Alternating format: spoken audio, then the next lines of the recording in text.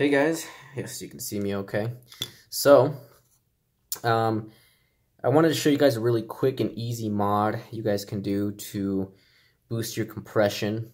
I already have a video on the channel that shows how you can boost your compression by heat treating your O-ring or getting a new O-ring altogether.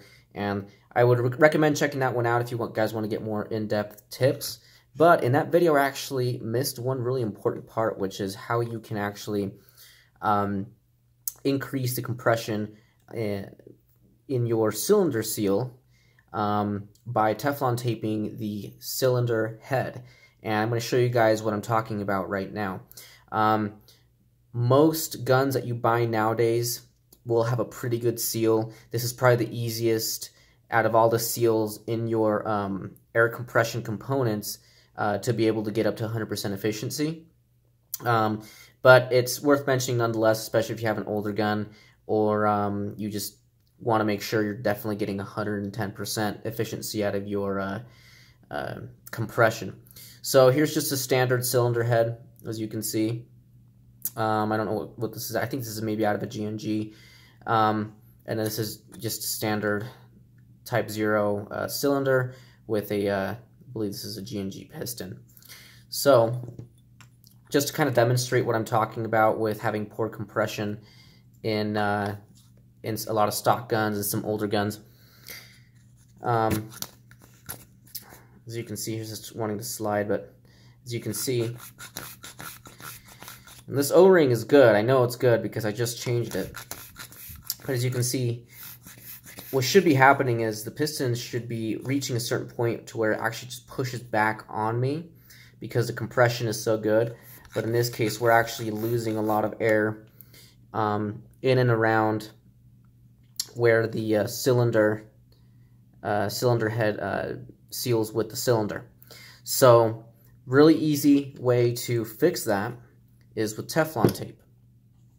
I know some people like to use glue, like gasket maker and stuff. That stuff works too, but the problem is if you ever do try to go back in and you need to replace it or something like that, it can be a hassle because it's glued in.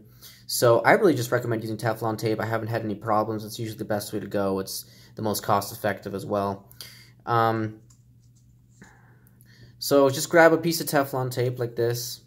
Okay, you can find this anywhere, Walmart, Home Depot. What you want to do is you want to start wrapping it around the O-ring portion of the cylinder head. Okay, so you start wrapping it like that.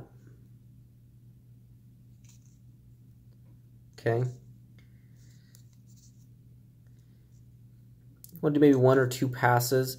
If you do too much, it will not slide back into the cylinder head very easily. So you don't want to do a whole lot. 1 or 2 passes is fine. And then just, you see you've got it wrapped like that.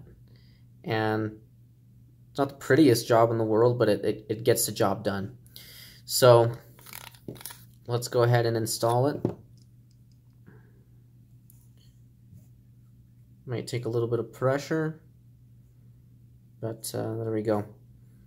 And now I can tell that is a much tighter fit. It's not wanting to move in and out of the cylinders easily. So let's go back in, finger over the nozzle.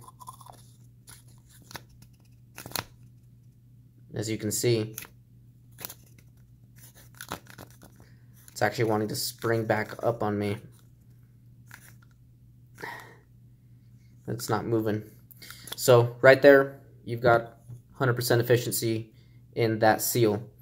Another quick tip for you guys: if you are building whether it's a high FPS build or just a really demanding build, or even maybe just CQB build with a really high RPS or something like that, I actually really recommend sticking to the stock cylinder heads. The reason is because keeping a weak point in your gearbox will allow, if it's going to break, it's going to break. And so what will happen is, instead of the force of the piston or whatever slamming into the front of your gearbox and cracking the front of your gearbox, and of course you should be radiusing and sorboing and all that kind of stuff, but instead of your gearbox cracking, what's going to break is a cylinder head. And obviously replacing a cylinder head is much cheaper than going in and having to replace a whole gearbox. So I always like to keep cylinder heads as my breaking point. Doesn't mean they're going to break anytime soon. If you have, you know, this one doesn't, but if you do put in a air pad or a sorbo pad, that's really going to dampen a lot of the kinetic energy that's hitting the front. So it's going to be, you know, it could even be years before this thing breaks. But when it does, you know, you're going to know that it's not going to be the front of your gearbox that's going to break, but just a cylinder head. And it's always good to have a weak point in your gearbox. Might sound counterproductive, but it's going to save you some money in the long run. So there you have it, guys. That's just a quick tip for you.